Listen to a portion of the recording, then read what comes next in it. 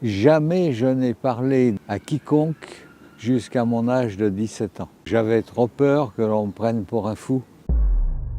C'était ma mère qui me gardait, mais comme j'avais besoin de sortir, elle m'avait déposé dans le jardin, sur une couverture pour prendre l'air, mais il faisait quand même -10 à peu près dehors.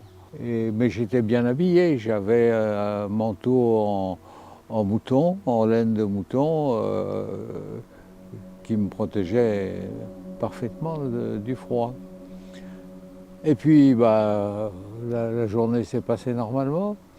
Je suis allé au lit, je me suis endormi, et vers 4-5 heures du matin, j'ai commencé à me sentir fiévreux, très fiévreux. Mon lit a commencé à balancer et d'un seul coup, j'ai pleuré. Mes parents sont venus voir ce que j'avais et d'un seul coup,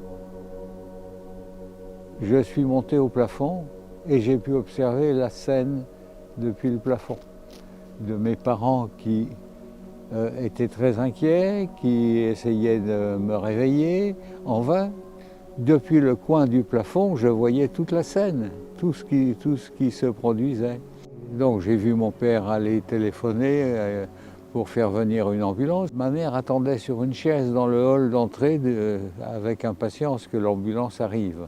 Et je voyais la scène déjà d'en haut également. Je la voyais patienter et je me voyais dans ses bras.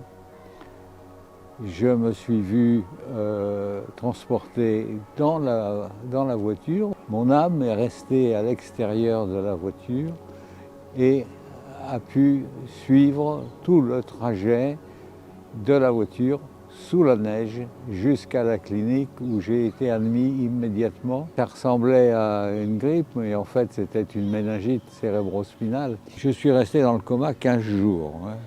Et donc je voyais toutes les activités de ma mère. J'ai décidé de revenir parce que j'observais ma maman qui était très malheureuse.